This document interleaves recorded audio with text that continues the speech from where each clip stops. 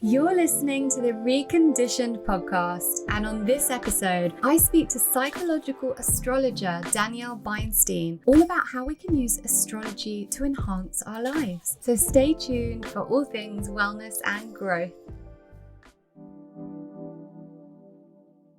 Your personality creates your personal reality. Authentic power is when your personality comes to serve the energy of your soul. The truth is the body is one ecosystem. You can get to the root cause and everything goes away. Welcome to the Reconditioned podcast, where I use my knowledge and expertise of over a decade in the wellness and transformation world to take a deep dive into what makes us thrive as humans. I'm Vaknine, leading wellness and transformation coach, and following my remission from the rheumatoid arthritis I'd had for 27 years that left me wheelchair bound by the age of 18, I created a unique coaching combination, conflating physical, mental, emotional, and spiritual aspects of self to create true, long-lasting well-being in all senses of the word. This podcast is one of the many free resources I've created to help you achieve the same. Whether you're suffering from chronic illness, raising children in a world of conflicting information, you're an entrepreneur wanting to step into your purpose, or you simply want to feel empowered and motivated to become the best version of yourself, join me along with expert guests as we uncover the most actionable and tangible ways to recondition ourselves back to wellness. This episode of Reconditioned is sponsored by Urban Veda, one of the only skincare brands I've personally found that is genuinely natural and cruelty-free, yet still smells and feels as luxurious as conventional brands, which is something I always found hard to find. Formulated with Ayurvedic principles, there is something for every skin type. Head to urbanveda.com and enter the code Lauren15 at checkout for a 15% discount across the range. Well, have I got an episode for you today? Honestly, I have enjoyed pretty much all of my guests, but Danielle and I had such a connection. We were speaking for about, I don't even know how long before, and about half an hour after we stopped recording, just chatting. And it was just, you could kind of feel that in the show. It was so beautiful. And more than that, so many of my listeners get in touch with me about this subject, about astrology. And so many of my friends, because all of my friends are into, wellness and health and growth. And we all have this kind of amateur interest in astrology, but really don't know enough about it, but we're all interested. We're like, oh, astrology, it's like one of those things. So I was desperate to get Dani on the show and talk all about how we can use astrology to enhance our lives, and also because what she does is so amazing, because she's trained in the psychology of human beings as well. She understands how to deliver the information, and she understands the importance of the psychological impact of it, and how our psychology plays a part, and how the astrology plays a part in the psychology, and also the spiritual aspect. So she's really covering all grounds. And as those of you who listen to the show know, I'm all about an integrative approach, combining all aspects of self to get the best results for health and growth and for healing. So this was everything I hoped it would be and more. And I think you guys are going to absolutely love it. It was beautiful. It was such a lovely exchange. No other news to share this week. And because it's quite a long show, I'm not going to do such a long intro. So I'm just going to let you get straight into it and enjoy all this about us stepping into adulthood and understanding that we have this core energy and it's up to us to based psychological astrologer, providing her clients with intuitive and pragmatic guidance as they navigate their life's journey. She graduated from the University of Santa Monica's master's program in spiritual psychology in 2012 and followed with an additional year in consciousness, health and healing in 2014. So welcome, Dani. Thank you so much for having me, Lauren. It's such a joy to be here. Opposite ends of the world. Literally. Yeah, so you're in New Zealand in the morning. Currently, yeah. Yes, correct. In the summer. Yes. Well, tail end of summer, right? We're about to have our autumn equinox here. Oh, wow. Okay. You're going to take us through all of that. And we are in the dark London, just coming out of the winter now. So in the evening. So different energies going on. I've got so much to dive into, but first, just from your bio, I don't think there will be a person listening, knowing my audience, that won't be totally jealous that you've got to study spiritual psychology. Like, what even is involved in that? What were the people on your course like? It must have been such a different experience to a standard course. For sure. So it was this really fascinating experience. I grew up in New York City, and I came from a world that was highly academic, focused on academic achievement in a really traditional way, right?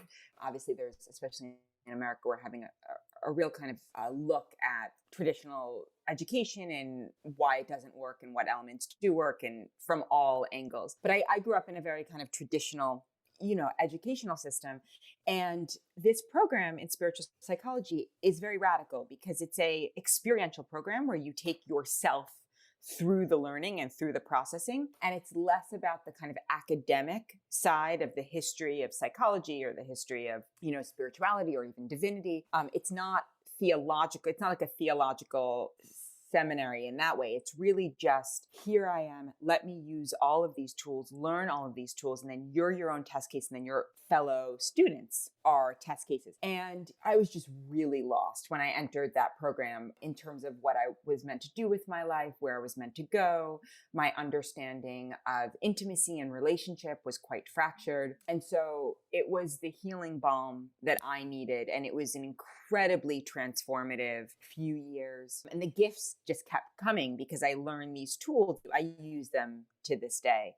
So it was a really alternative program that I really am so grateful for, because it changed my whole worldview. It added not only a multidimensional understanding of the world, but of my place within it. How old were you at the time?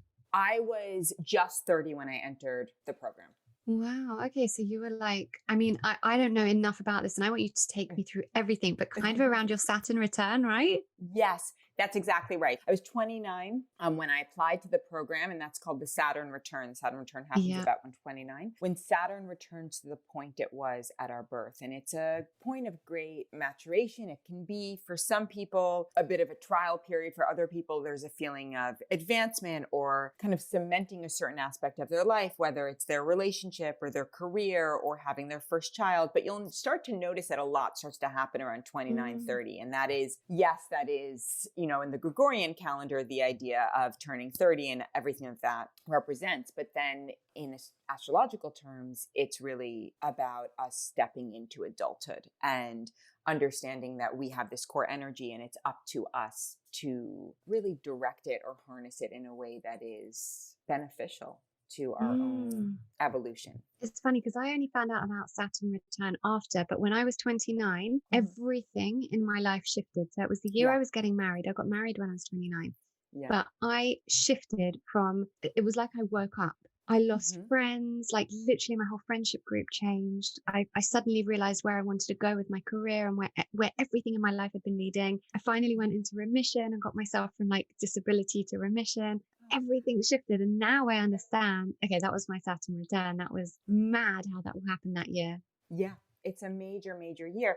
And then if you look at the individual birth chart, you can see where the Saturn return is occurring. And so that's also going to tell us a lot about our own story and our own cycles and unfolding. So fascinating. Okay, so before we really kind of open that all up, what made you want to get into this of everything? So you were saying kind of you felt a bit lost, but what was your background leading up to this? Yeah, I was interested always in politics and media and film and television and storytelling. And my interests were vast, but all through the lens of the human experience. That was really the thing that drove my interest from a structural standpoint, from an emotional standpoint, psychological, spiritual, what became then a spiritual interest as well. And I just, no matter where I was working or what I was doing, I ended up kind of counseling the people, especially the CEO, let's say, of where I was working.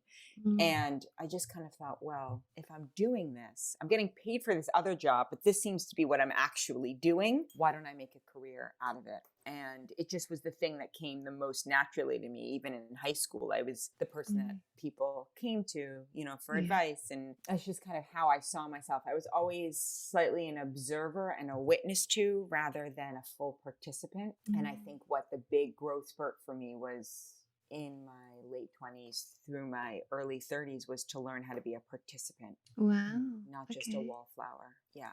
And I think that in that, it gave me the grounding to really be able to do what I do now. Because I think that my vantage point was always that of a reader. I mean, I was a huge reader as a kid. I'm still a huge reader. I love literature. Right?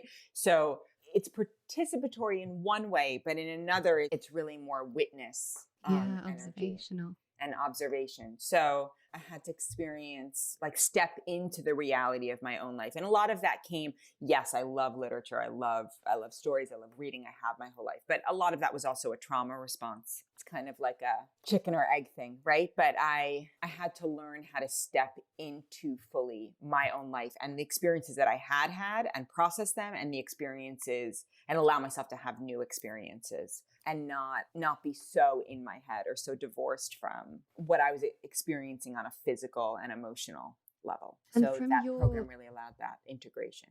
And you were saying kind of the way you grew up was very, academic, and everyone kind of expected that kind of thing from you. So how was it received? I'm going to study spiritual psychology. Yeah, I mean, I'm very blessed in that my parents really encouraged us to all find our own unique path. And we certainly have. A big thing that my parents said to me growing up, especially my father, I grew up in a very, just in full disclosure, a pretty affluent area of Manhattan, in a very kind of what people considered or did, especially in the 80s, and not like peak New York City. Mm-hmm. And the whole time I was growing up, my dad had grown up in poverty and had done well for himself. And so his whole thing was education. He actually didn't even graduate 7th grade. He wanted us to have this education because he hadn't had it. And my mother education is everything. She comes from a family of scientists. So, he had said to me kind of growing up, you're here, you're at these schools, but the biggest disappointment to me would be if you stayed here, if you didn't go see the world, if you didn't go experience something new, because you're here so that you have, so the world is your oyster. This is my gift to you. The world is your oyster. This education is your kind of entry point into whatever you want to do. And so, yes, when I was like, I think I want to go to school for psychology, they were like, well, why not Columbia, or why not one of the NYU, or, any of these top schools? And I was like, I really feel like this is the next part of my growth cycle, is to kind of explore things from this vantage point. And they ultimately ended up being supportive. I've always been very strongly opinionated. And I think that one thing that they always said to me is, we don't really have to worry about you. So I think that they had to kind of walk their talk and say, all right, if this is what you feel like you're doing. But also by that point I was 30, right? So the kind of chokehold of parental influence was lessening or loosening. Yeah. And so they came around. They still are like, they can't quite wrap their head around what I do. Are they like, what do you do exactly? Totally. But I will say that my dad does say to me my dad does say to me all the time, I don't really understand what you do, but I just want you to know I'm so proud of you. So that's so cute. Yeah, my dad doesn't get what I do either. My dad's like, what do you, like, I know, like, I can ask you stuff about health, but what do you do? Totally. Okay, so, right. Let's dive into astrology. So I am an absolute novice, but like many people, I have such an interest and want to know more. And I bet you hear that all the time. Like, I want to know more about astrology. Although especially millennials, it's become such a big part of the conversation, and between the major apps and more and more people are certainly learning about it. I guess my approach is that we are made up of this energy, right? It's like, it's dynamic, but it's also neutral until directed. And I'm less of a believer of we're at the total mercy of what happens, and more that it's a psychological tool to understand ourselves better. And that's where my master's really comes in in such an important way for my work, because a lot of what I do is facilitation. And, you know, in order to facilitate in a way that is purposeful and meaningful and helpful to my clients, I need to have an understanding of the psychological realm, but also understand how to deliver information in a way that is not traumatizing, because a lot of times people will come to me and they'll be quite traumatized by what they've read or heard or Googled. And That's such an interesting point. I never thought about that, because sometimes you get told something about, you know, your astrological sign or your, you know, your horoscope or something, Yes. and then it's traumatizing. Yeah. And it's not necessarily even true. It's even more likely not to be true. Yeah. So to me, it's really dynamic. And I would say that the flip side of the more positive side of, you know, the witnessing and the observation and the deep self-reflective work that I've done on myself, and the kind of more introverted core nature that I have, is that it allows me to really sit with that energy in a way that is complex, nuanced, and textured, rather than cookie cutter. Amazing. And that is literally my approach to everything in life. So I love that, because I think we have to be like that. Like, nothing works in isolation. There's no one size fits all for health, happiness, fulfillment, anything. So nothing. I love you know, that. something that I've been, I just did, you know, had another conversation with another person actually in London. And I was talking about how I am at my core a city person. I'm a city girl, like through and throughout. I love jaunts in nature and jaunts in the country, but when I am in the city, I feel fully alive. And there's a big part of the conversation that's happening in the wellness world that's like, the city isn't good for you, and that it's only the country and nature that's good for you. And, you know, I just don't, my personal experience is that's not true for me. I agree. I actually wrote an article about this. I totally agree. And I think that it's really, anytime we have these, you know, one size fits all models, I do the same thing with astrology. I'm like, astrology is a tool in a box of tools, you know? That's why I do chakra work. That's why I do inner child healing work. I'm not a human design expert, but I think human design has a lot to offer. I love human design. The Enneagram, the Myers, but these are all tools. And so I think they're all important, but I think anytime we try and reduce anyone or anything to a formula, we're in a danger zone. Absolutely. Okay, so let's go into astrology, and let's start with moon and sun signs and what they mean. And because I think the average person will know what's your star sign, and that's actually your moon sign, right? That's your sun. That's your sun. Yeah. Right. So let's dive into that and how that all works. Yeah. So there are 12 zodiac signs, right? And there are 10 main celestial bodies that are in any given natal chart.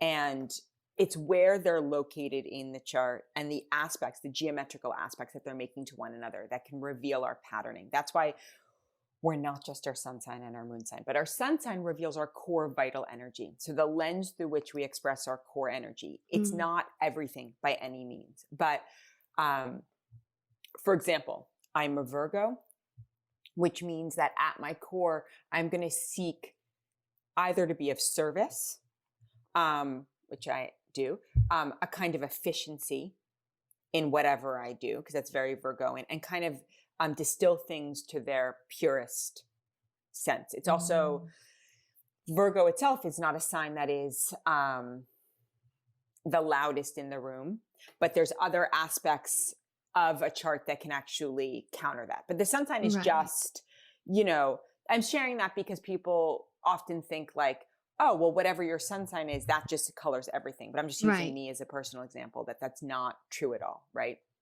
Because I can actually be quite loud.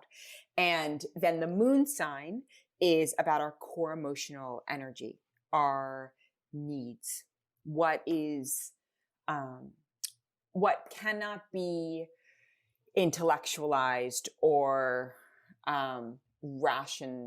you can't have like a rational approach to the moon, even if your moon is in an air sign, which would make the desire to make the feelings more intellectual. Even that is a core emotional need.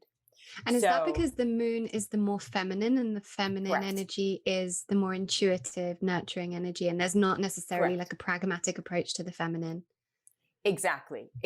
And the way that we relate to our own emotional landscape and our needs. So those are what are called the luminaries, the sun and the moon. And then you have the personal planets. So those are Mercury, Venus, and Mars. Mercury is thought and communication, how we process things mentally. Right. Venus is our likes, our desires, our values, our experience of relationship and money. And then Mars, traditionally considered the feminine planet. And then Mars is traditionally considered the masculine planet. And that is drive and motivation and a kind of sexuality, different than Venus sexuality. And then you have the outer planets, which are Jupiter, Saturn, Uranus, Neptune, Pluto. I think I just named it. Yeah, I get my 5-year-old singing me the songs all the time, so he's like really into the planets. So sorry. Is there a song about the planets, like ABC? Well, he's made his own. Yeah, well, no, like he makes his own. He's obsessed with the planets. So he's always. He was just. My husband made him when we were homeschooling, made him out of a cardboard box. He was like, "Can we make a rocket ship?" So my husband made him a rocket ship. So he was just sitting in his rocket ship before when we were having dinner, saying, "Right, I'm going now. I'm flying into space." I said, "Right, what planet are you going to?" He goes, "Obviously Jupiter, because it's my favorite planet."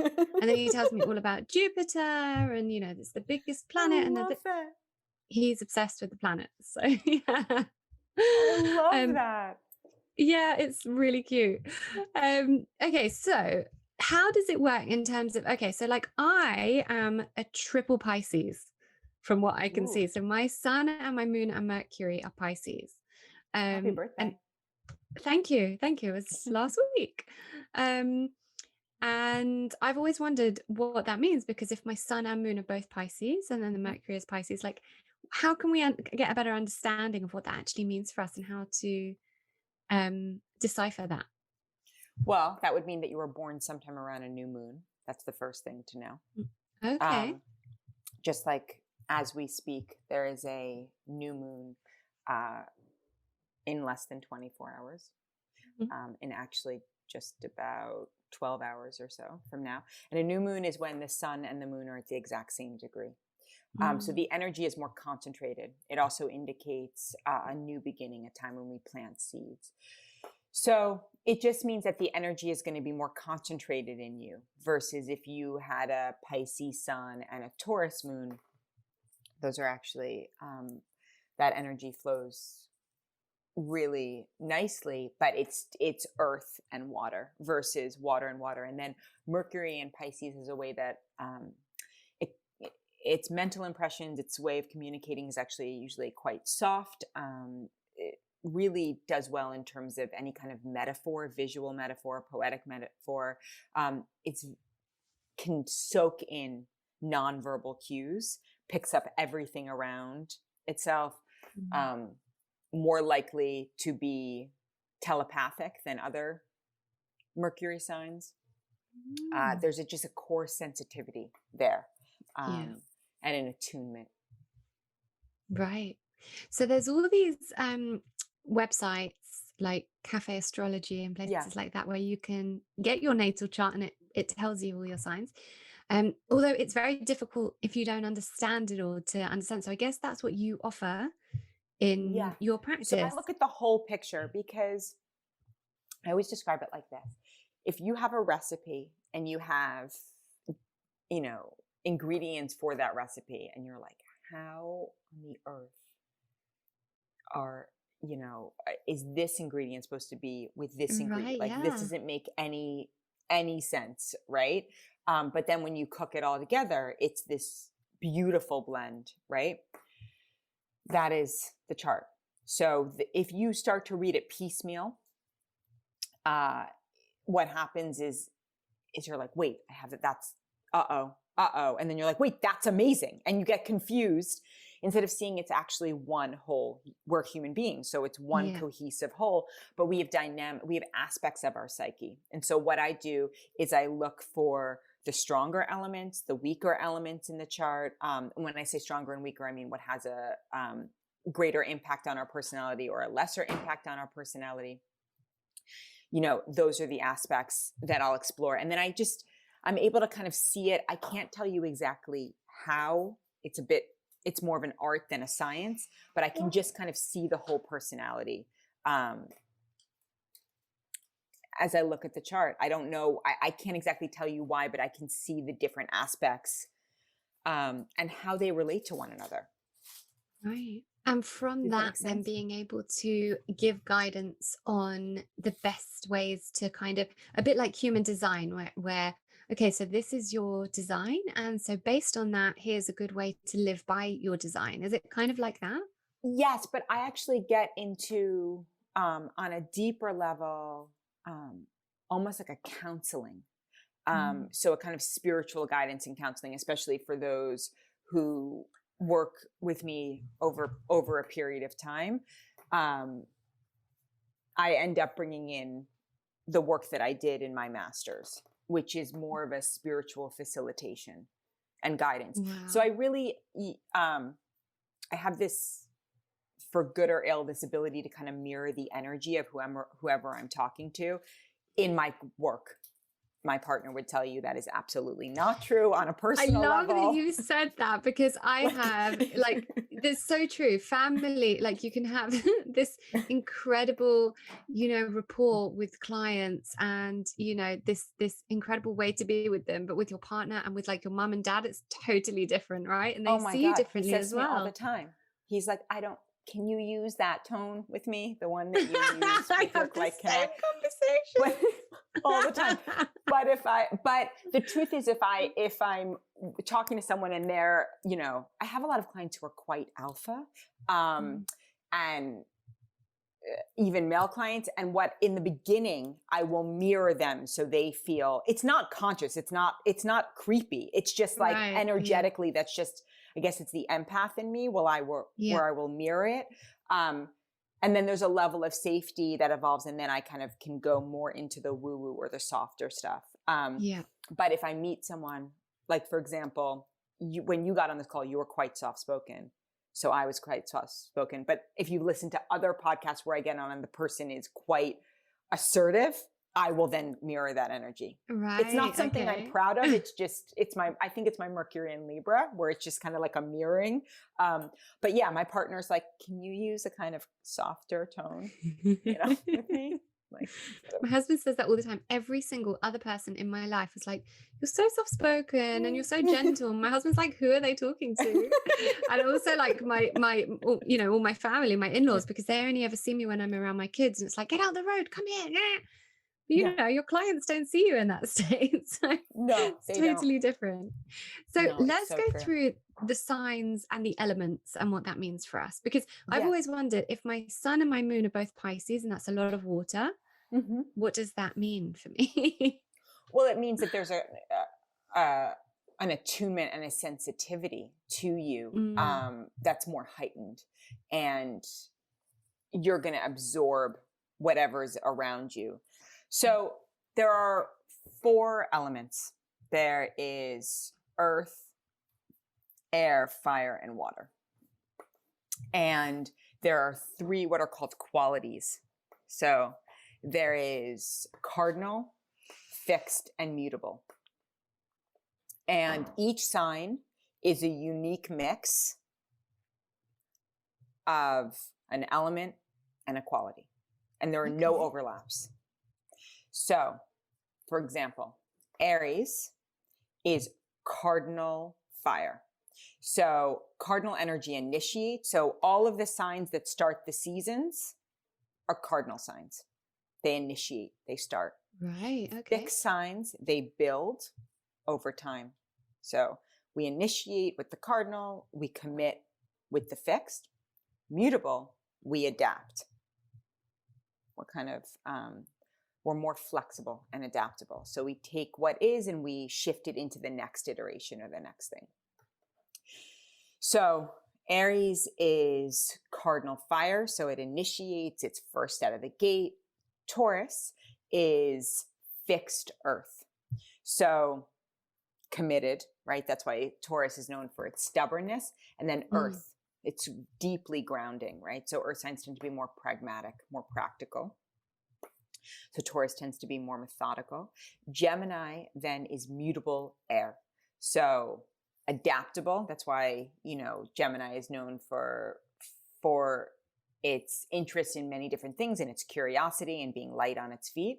And then the air is about communication. And air is about the intellect. So how we share information.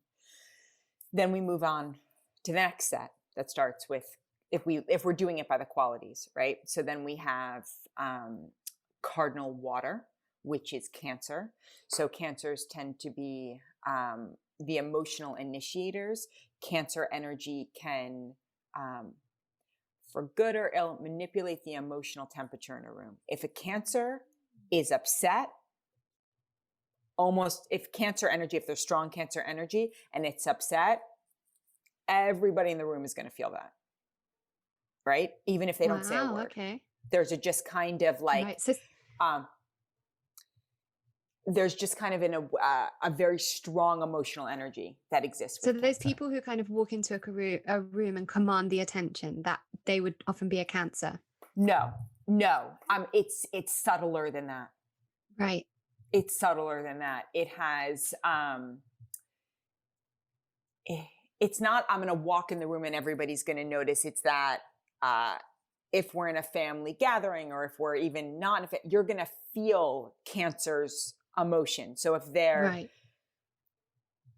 holding on to something, you're going to feel it. They have a kind of, cardinal signs are known for being controlling, and we all are controlling. It's a master addiction.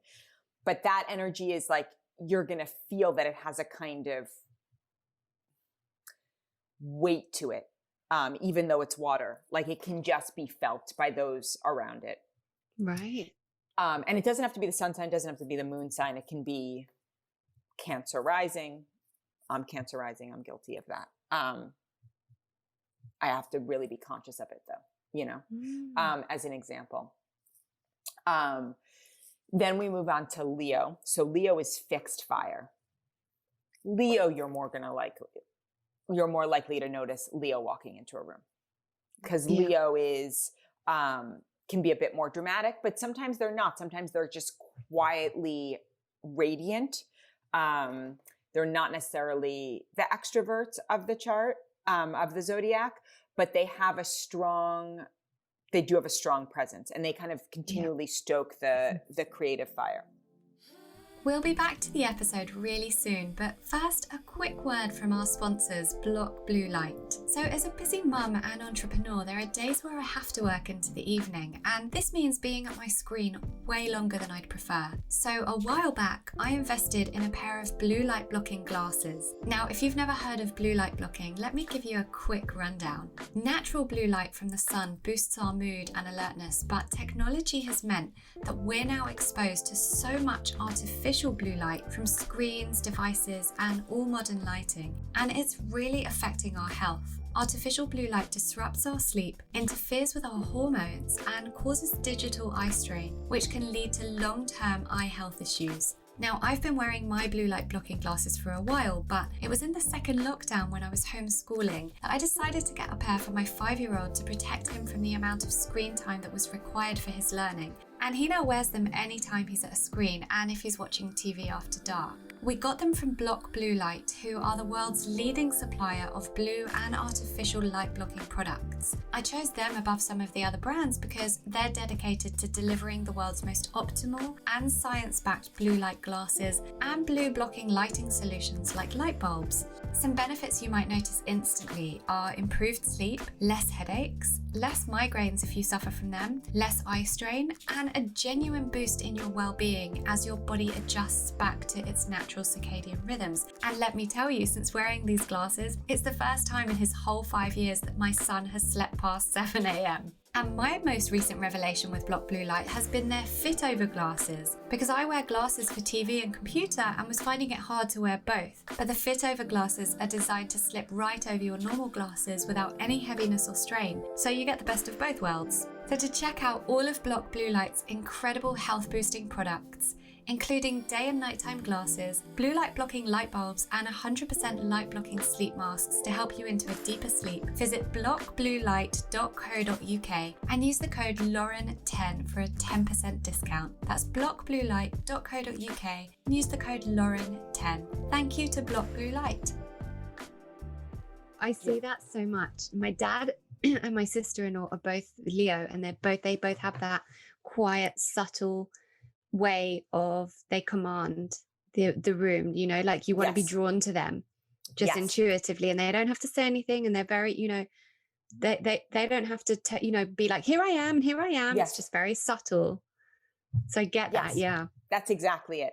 But you know, these things get confused where people, like, I've had some people come to me and they're like, I don't understand, I'm an Aries but I'm not loud. I'm like, where did loud become associated? Because it's fire and people assume it means loud, and they assume that aggressive or assertive means loud. But I think a beautiful example of this is there's a new movie on Netflix called Moxie, which I actually just watched last night, which is about a teenager who actually has a lot of gumption, but she herself is an introvert.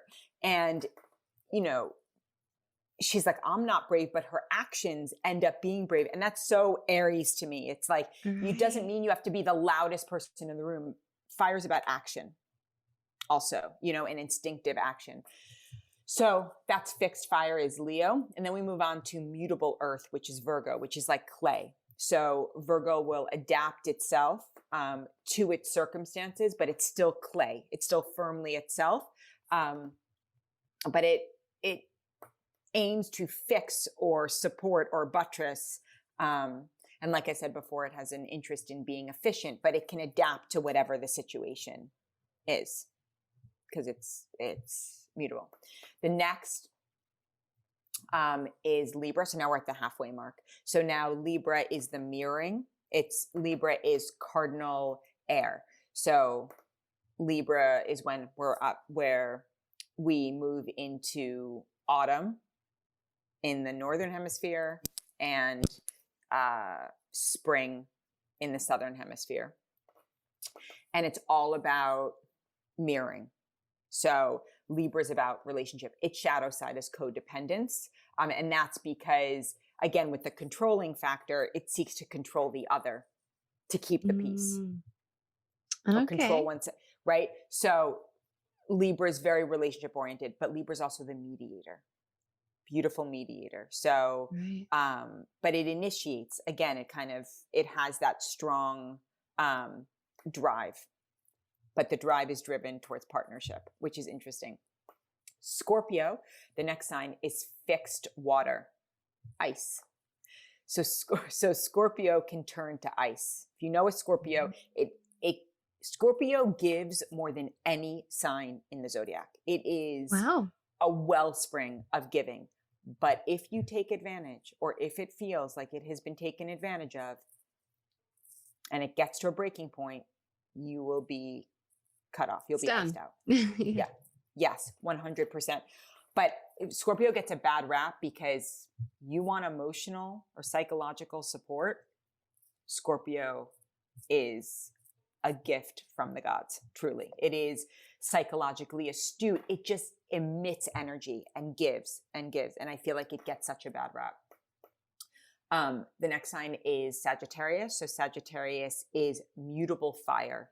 So action-oriented, needs to have experiences, not satisfied just to have armchair experience, can be very philosophical in its approach, but really likes to learn for itself, to have the experience for itself. The mutable part is why it's known for not as easily committing to something long-term.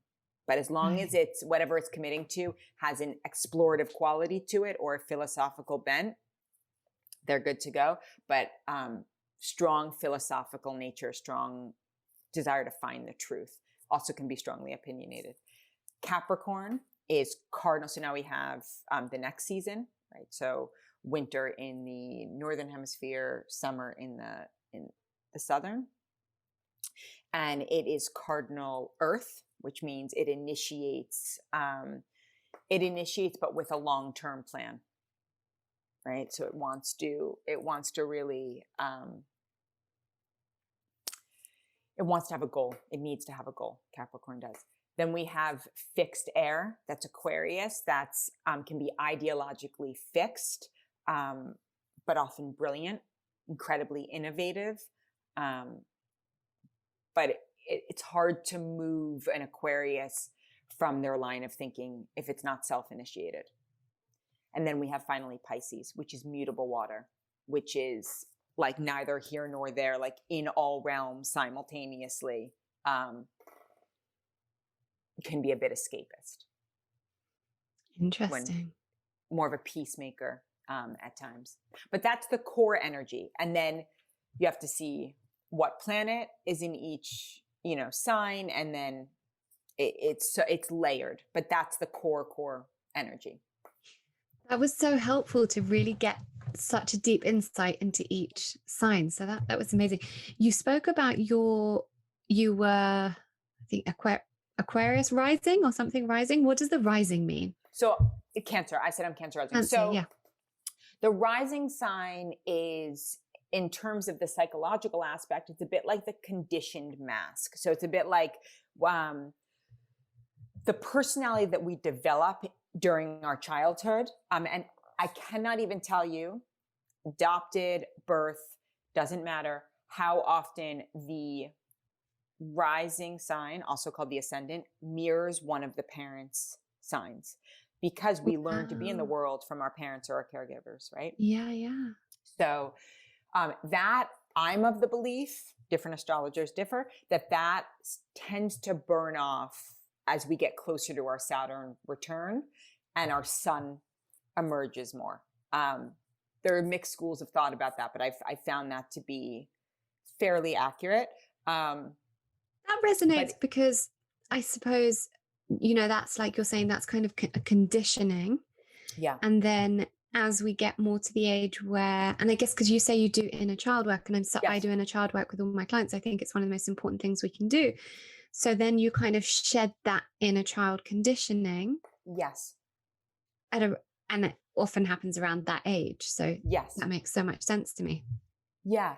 And I just think but it doesn't go away completely, but it does shift. And then we have something called a progress chart. So we have our natal chart, which is our natal promise, that remains the same. But then we have a progress chart, which tends to grow with us, and we tend to evolve as we get older. And so our energy will shift. So we are complex beings, and we are everything. Yeah, we really are. Okay, so what how can you kind of enhance what you've already got? Is there a way to do that? So through understanding your sign and your natal chart, and can you, like we said, like using like human design, is it by understanding it that you can then enhance it and work with it? Yes. But this brings up an important point. It's important to enhance it and work with it, but not use it as an excuse. Right. Okay. I love that. Yeah. Right. It's not like, oh, well, I'm X, therefore this is just how I operate. Right.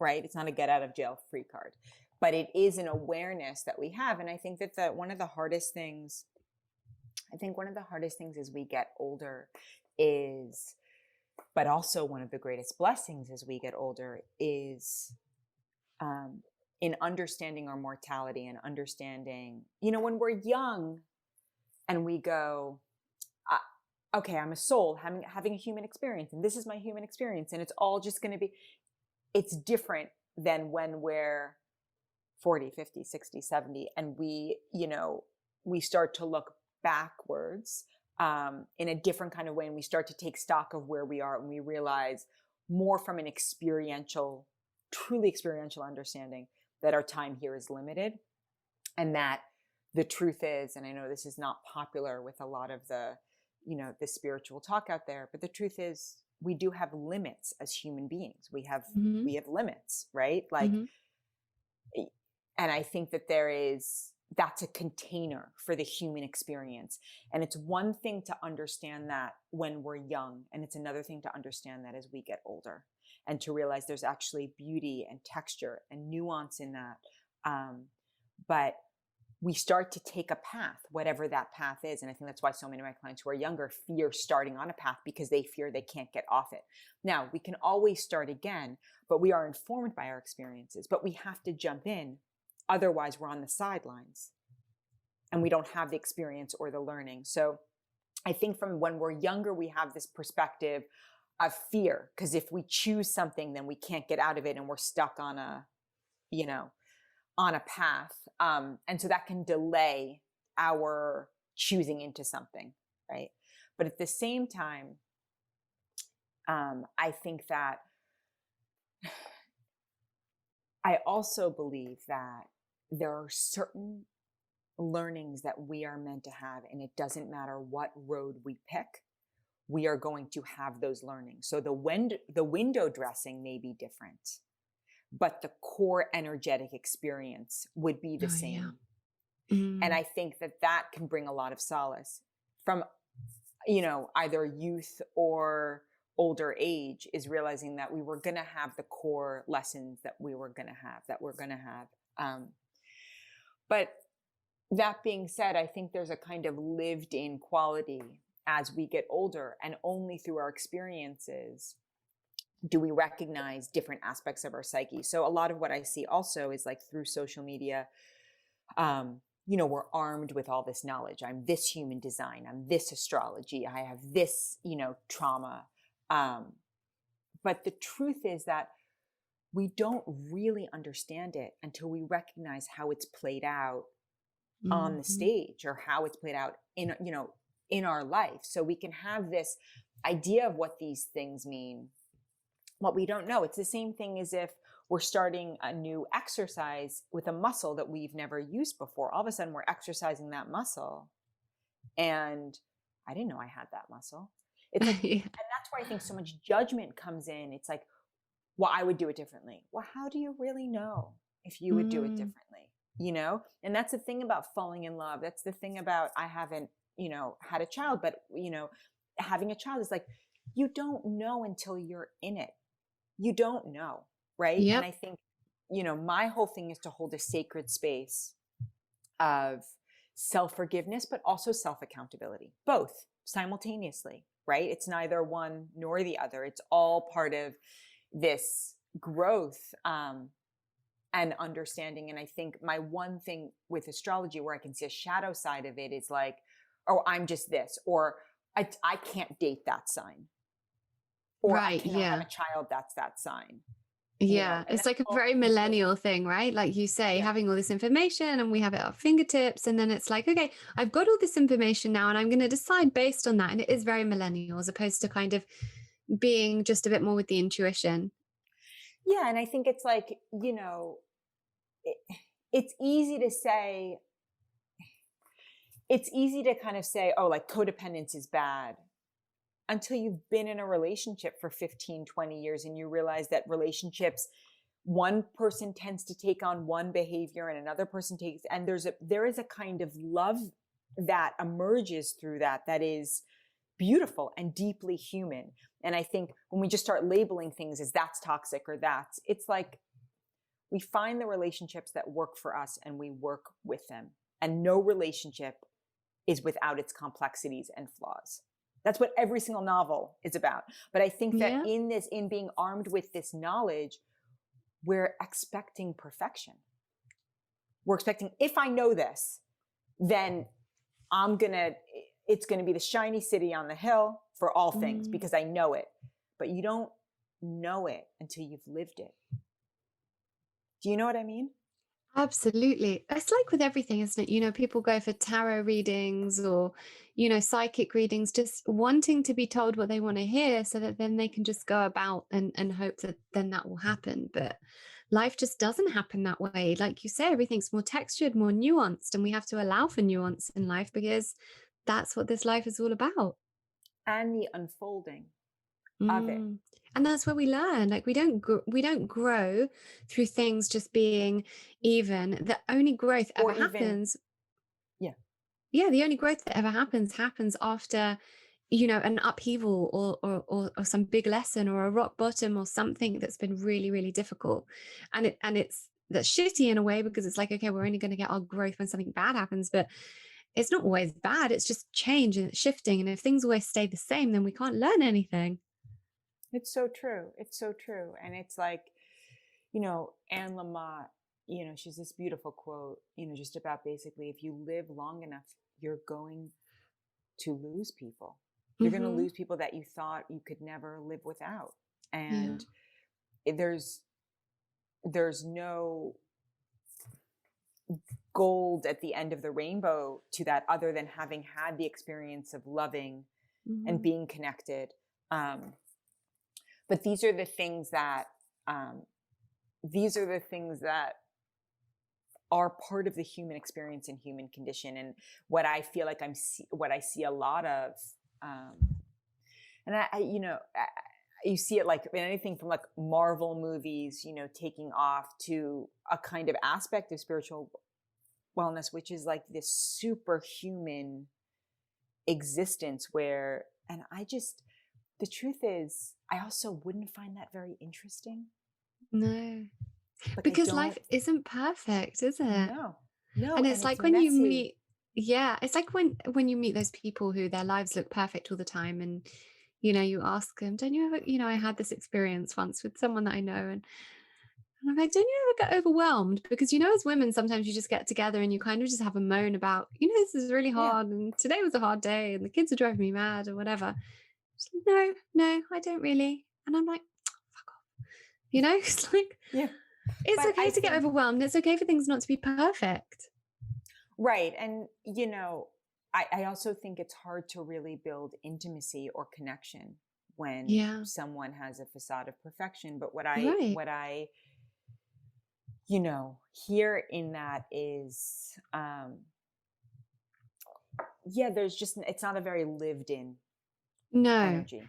And I always think people really, when you really think about it, and I've always stood by this, we fall in love with people's imperfections, not their perfections. We do. Because it's like that thing that makes them uniquely them that other people don't see and only you get to see, and therefore it makes them yours. 100%. It's that amazing, amazing speech that Robin Williams character gives in Good Will Hunting to Matt Damon's character.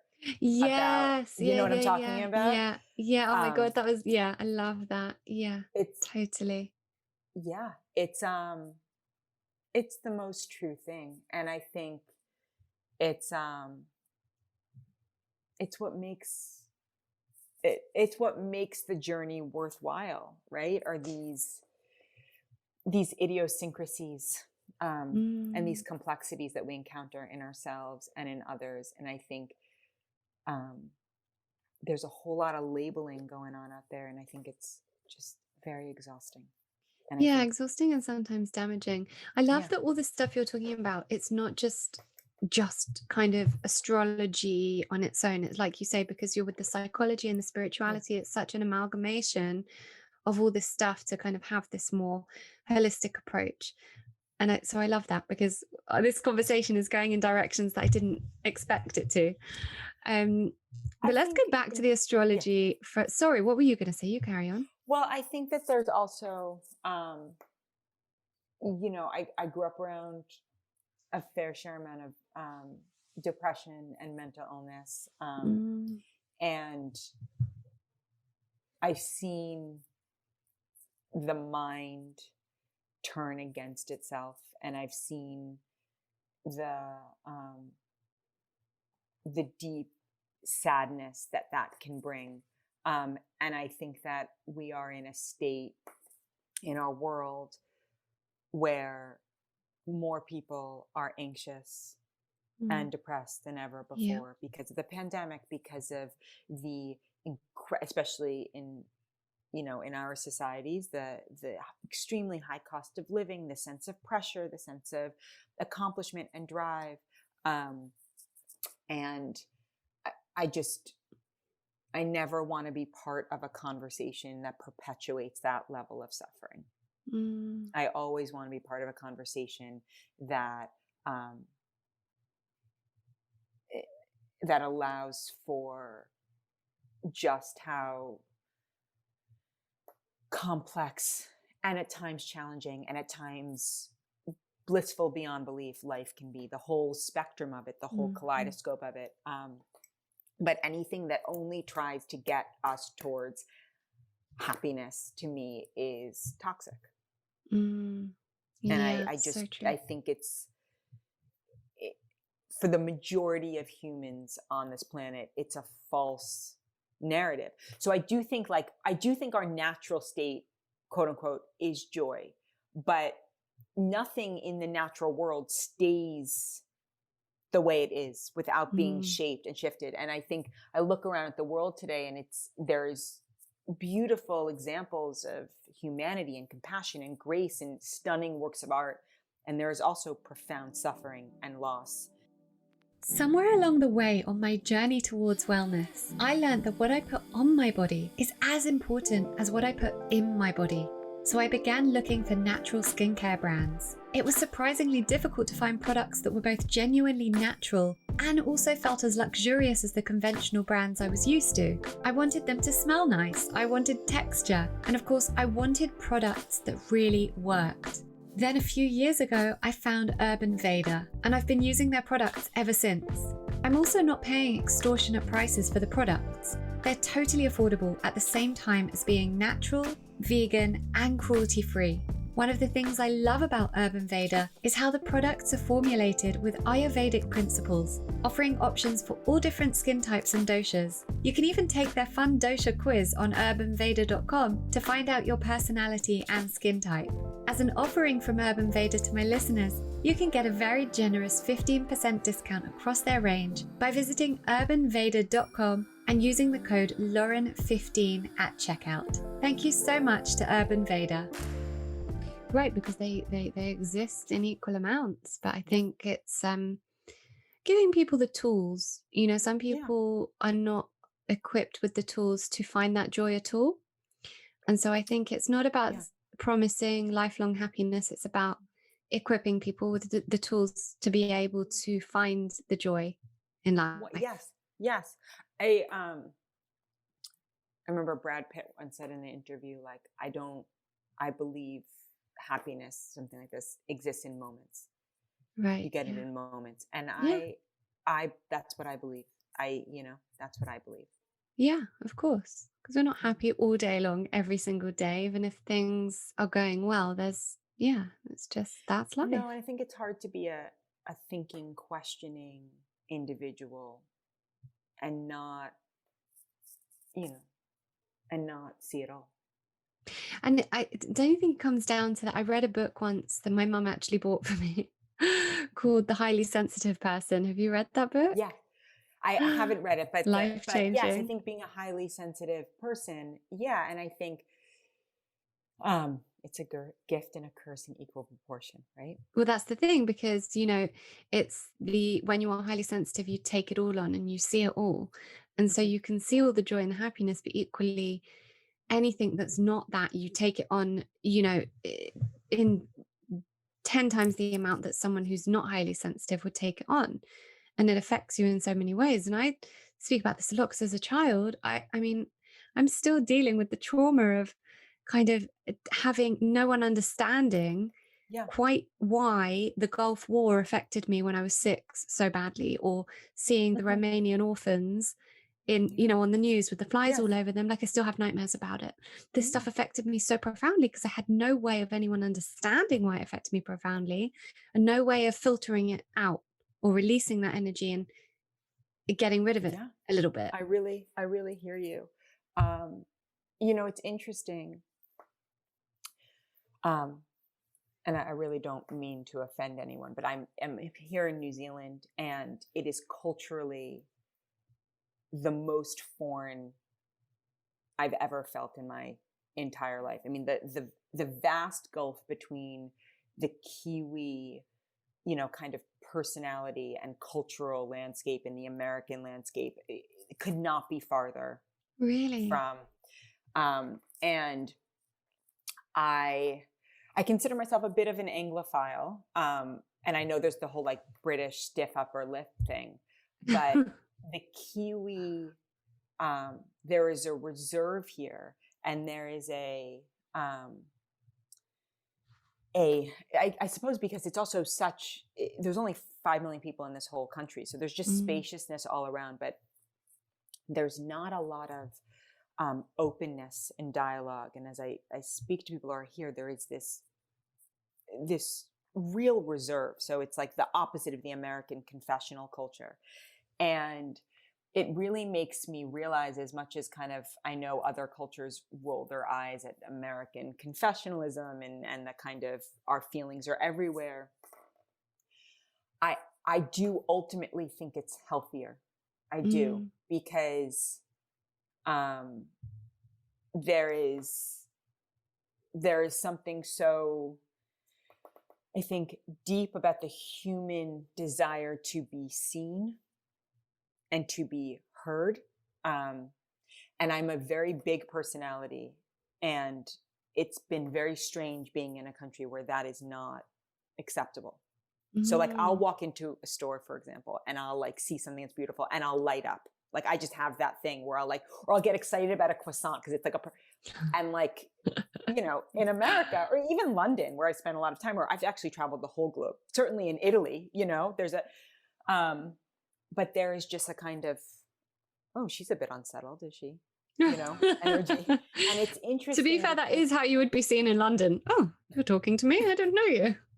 That's true. But I guess because I've spent time in London, and I think there,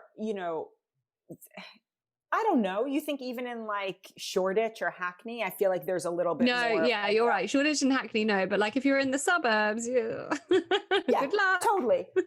And it's like coming from New York City and LA, it's shocking to my system. And it's also really, I think, an interesting study in the human condition and in like societal expectations that will, I think, continue to inform me and my understanding of both myself, but also in being able to hold space for clients.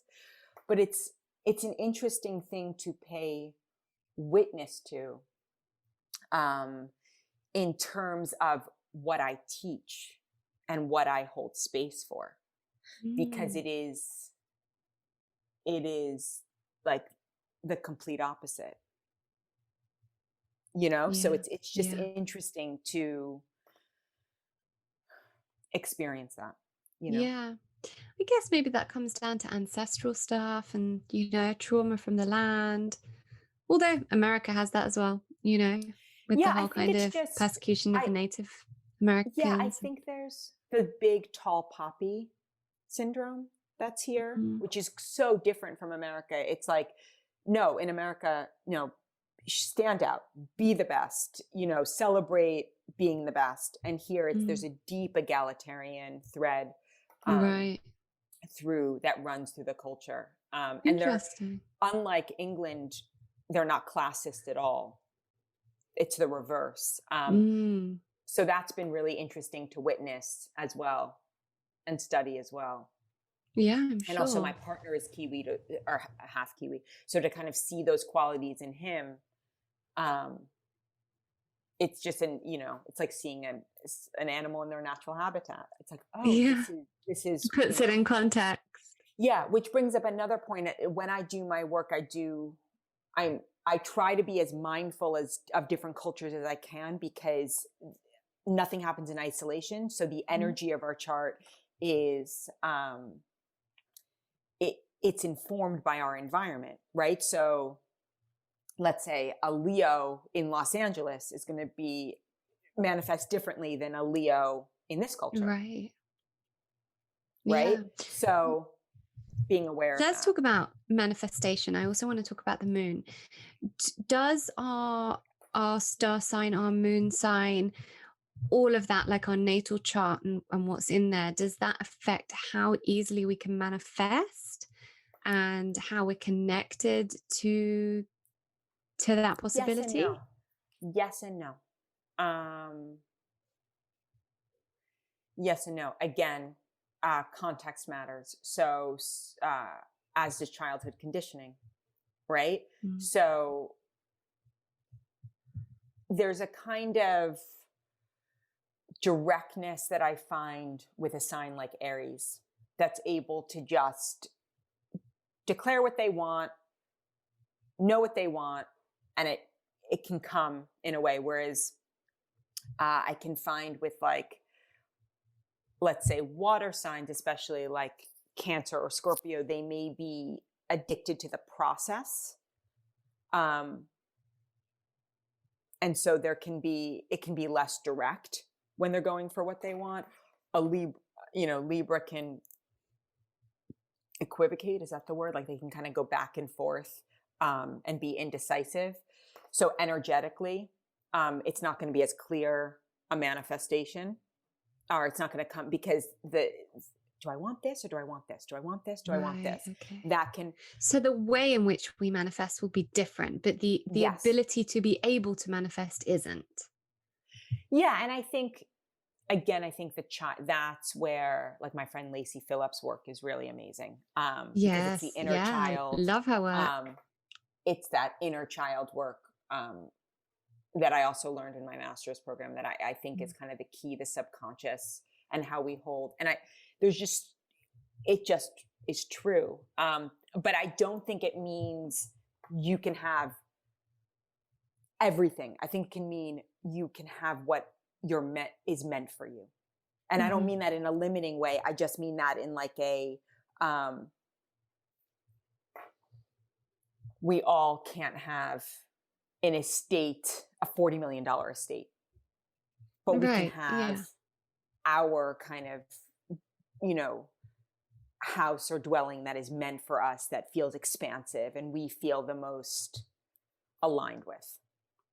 And authentic, like what is meant to, if you come into your authenticity, to use Lacey's language as well, because I love all that, to come into your authenticity and then know who you are at your core and use what you've got in terms of your chart and understand your chart and understand how you manifest for you authentically, then you can move into that. Yes. Also, I think there is a thing of like the eyes being bigger than the mouth. Than the stomach. For example, like, I love design. It's part of the reason I love to travel so much, right? I love design. I love being in different hotels, in different rooms, in different restaurants. I love design. And I can look at a house, let's say, on a sweeping bit of land, and the house is absolutely stunning, and I can be like, oh my God, it'd be my dream to live there. But me personally, I'd be bored out of my mind and miserable after 5 days. Like, that's not actually, but I can look at it and be like, I want that. It's a shiny thing. It's gorgeous. It's beautiful. But actually, if I own that, I'd probably be miserable. Yeah, but that's why it's so important to learn who we are authentically, because we want the things we're told by society should make us happy. That's right. My point. And so exactly. I so get that, because then until you learn who you are at your core and what lights you up and the things that are authentically you can't know what you want. So my husband, it would be authentically him to live off grid. Yeah. Like that could suit him. Yeah. But it wouldn't for me, because as much as I am a raving hippie and the rest of it, I also like comfort. I like soft things. I like a clean house. I don't want my house to be filled with mud. I don't want to have to operate a generator. I don't want to, I don't like, I want to plant my own fruit and veg and all of that, but I don't want to have to like sit in the dark and be freezing cold. I'm a cold person. I want warmth. I want comfort. I like to see nice things. And through getting to know myself and who I am and understanding my core essence, I'm okay with that now. Like, it's not like I have to justify, I should want to live off grid, because essentially, everyone thinks this is kind of me. But actually, I really like nice hotels and I like soft things and I like Egyptian cotton to Yes. sleep on. You know?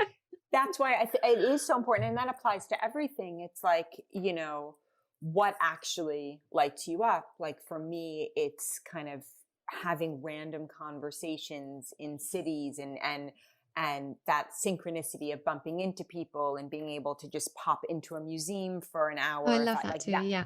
you know? That's why I love And New York. Yeah. yeah.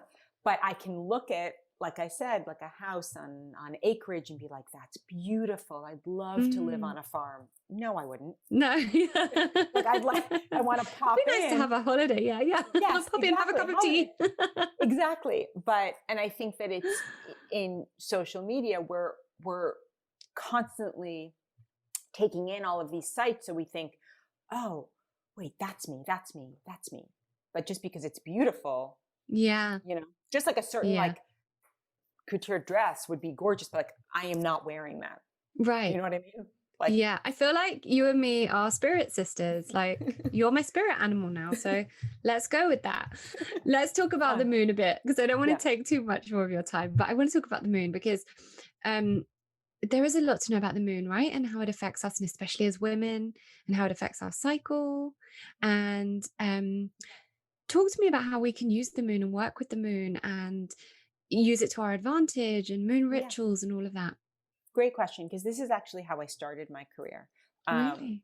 My dear friend Paula Malice and I, who's a doula and a spiritual guide, we started these circles, these new moon circles, where I would talk about the astrology and we would hold the space and she would hold the, she's just magnificent at holding this spiritual attunement. And we started these circles and they started as donation only in Venice at her home. And they just started growing and growing and growing to the point where she ended up actually opening a place in Los Angeles called Women's Space to continue to hold these circles. But they just kind of kept growing. And we started with the new moon and then we added the full moon. And it's the idea of living by the moon cycles, which I come back to as the most important thing. So the moon is basically a 28-day cycle. It starts with the new moon. That's when the sun and the moon are at the exact same degree. So each new moon will be in a certain sign. So the one, for example, on March 13th is in Pisces, right? And that will color and flavor the energy of the moon. So we plant the seeds, we set intentions. Then 2 weeks later, we have a full moon. And the full moon is about culmination, release. So in the new moon, we plant seeds. In the full moon, we notice what's transpired over the last 2 weeks, any action that we've taken, and then we see if anything comes to the surface, any illumination and culmination. Mm-hmm. And the full moon will correspond to a new moon that happened 6 months prior. So often we can see if anything has transpired in those 6 months. So the new moon, we plant the seed. 6 months later, we have the corresponding full moon. Right. But then 2 weeks later, after the full moon, we have another new moon. And in between both of those, we have the waxing half moon and the waning half moon. And there is a kind of rising towards and then letting go. And there's quite a profound power in living attuned to that cycle, especially as women, noticing our own menstrual cycles, as an example, and how they correspond with. And the more we start to look, start to kind of notice these things, we might notice that our cycle kind of lines up. But on an emotional level, in the days leading up to a new moon, we may feel particularly tender, and we may feel like we want to go into that dark of the moon. As we move towards the full moon, we'll find that our energy usually starts to ramp up. And then it's where these moons fall in our own, what's called our own natal chart, which is why I created the online membership that I did, because it's all about following the moon cycles. I do a whole thing on the new moon and a whole thing on the full moon, because I find that they're such important markers. And the more we check in with them, the more we recognize who we are and what we're about and what it is that we do deeply desire. That's a really good segue into you telling us about your services and everything you do, because your website's so beautiful. It's so lovely to look at. And you've got all these different services. So tell us about all of that. Yeah. So I work one-on-one with people. That's still the kind of grounding of everything that I do. And usually in either a half hour or hour capacity, and then runs the gamut. Some people I work with on quite a continual basis. Others kind of pop in around their birthday or just for a classic reading. Some people do a solar return. Some people, we look at a progress chart. I also do astrocartography as a big part of my work, family dynamics, relationship, partnership charts, all of it. And then I have this online offering. You can get a la carte. I have an intro to astrology course and a chakra alignment course. But the other thing I have is a membership where it's inclusive of those two, but it's also a community. So we have a live community call once a month, which is so, so beautiful. It's this really intimate gathering, and they're all recorded. And so people can go back and listen to them because I don't know why, but not everyone shows up to the call. So it ends up being quite intimate, but then other people listen to them. And then every new and full moon, I do a write-up, a series of prompts. I do a specific playlist, books that might be worth reading around that time, films or streaming that are calling that energy. And then there's a community around it, especially the new version that I just launched, the 2.0. Love that. So people can ask questions, people pop up their chart, respond. Oh, and then I also have a meditation and a video that I do with each new and full moon as well. So there's something for everyone. Yes. Yeah. And you can participate or you can not participate. It really runs the gamut, but it's a really beautiful community that's growing, really supportive, nurturing, loving community. I love that. Before we wrap up, that was kind of a nice segue into what you offer, but there's all this terminology around astrology that most people want to understand and don't understand. So tell me just a little bit of the most common ones. So retrograde, square, conjunct, these kind of things. Let's go into retrograde first, because we always hear Mercury's in retrograde. Oh my God. It's the illusion of the planet moving backwards. So Mercury retrograde happens on average 3 times a year, sometimes 4 times a year. And it's the illusion of it moving backwards for about 3 weeks. And so when a planet is retrograde, everything moves retrograde except for the sun and the moon. When a planet moves retrograde, the energy becomes more internalized. It's a period of review, or anything with a re in front of it. So review, rethink, reorganize, restructure, rework. It's a time when classically you're not supposed to sign contracts, supposed to just before you really commit to whatever that thing is, kind of think it over. But it's also a really magical time, a retrograde, because we start to have awarenesses that we might not have had. Right. And presumably they're all different for each planet. Yes. And then the square and the conjunct and the opposition and the trine and the sextile, these are all what are called aspects. So they're the geometrical degree that they're forming to another planet or point. And so they inform the energy. So an opposition and a square and a conjunction are called a hard aspect. A sextile, trine, these are called soft aspects. And they the chart and the energy in the chart a great deal. Right. Amazing. Okay. So we've got a little bit more of an understanding of all of that.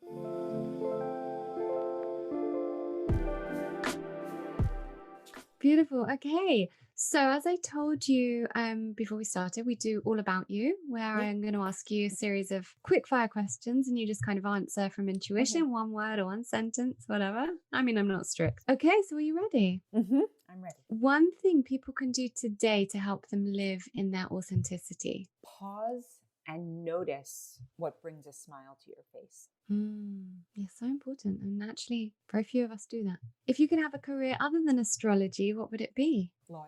Really? And it couldn't be more different. Wow. Yeah. I did not see that coming. I have 2 major camps. I mean, I see the spectrum, but the 2 biggest camps that I have are actors and lawyers. Wow, really? Yeah. That's so funny. I'm fascinated by the law. I love kind of puzzle pieces like that, you know?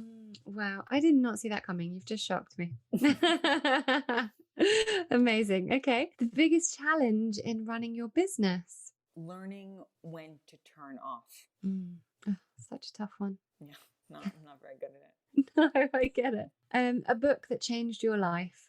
A Little Life by Hanya Yanagihara. That's mine. That's my book that Really? changed my life. Yes. There's literally, if anyone asks me that, that's mine. Really? It ruined me, Oh, absolutely ruined fetal me. position on the floor. Literally.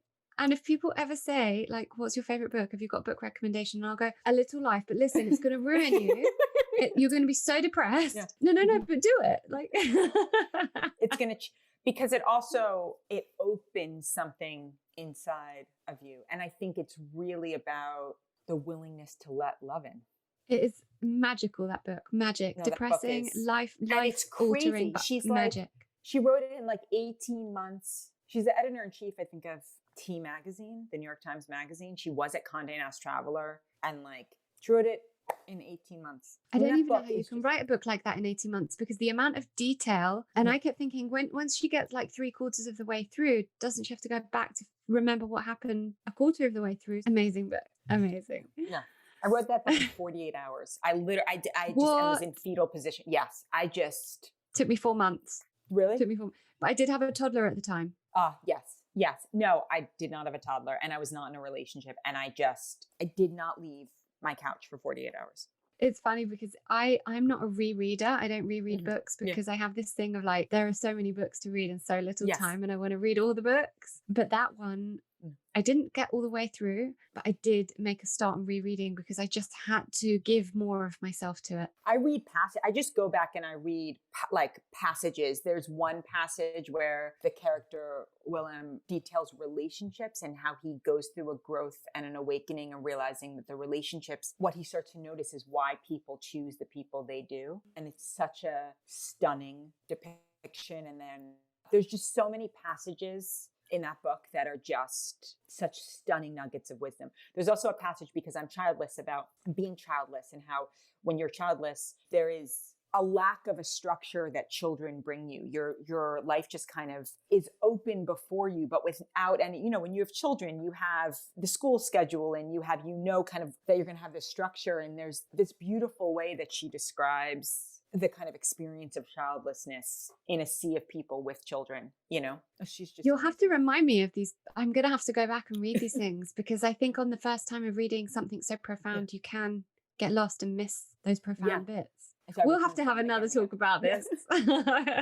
Okay, let's leave it there, because those were amazing answers. Thank you so much. Just let everyone know where they can find you. Just my Instagram at Dani Beinstein, or my website, DANIELLEBeinstein.com. Amazing. We'll link those in the show notes.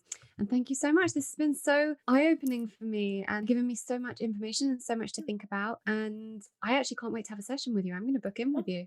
I'm so looking forward to it. It's such a joy to meet you, Lauren. And I'm sorry it took me a while.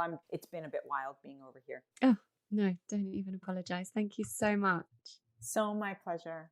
This season of Reconditioned is sponsored by Block Blue Light, the world's leading supplier of blue and artificial light blocking products, including blue light glasses and blue blocking lighting solutions. Blue light blocking products aim to alleviate digital eye strain, improve sleep, and optimize health through mitigating the harmful effects of artificial light from screens and modern lighting. For a 10% discount across the range, visit blockbluelight.co.uk and enter the code Lauren10. Thank you to Block Blue Light. Thank you so much for choosing to listen to Reconditioned today. I'd be so grateful if you could subscribe and maybe even leave a review if you enjoyed this episode. And better still, if you could share with friends and family who could benefit from the content, that's what I'd really love. I just want us to share the love so that everyone can understand how to use an integrative approach to life and health. For more free resources, visit laurenvaknine.co.uk and laurenvakninecoaching.com.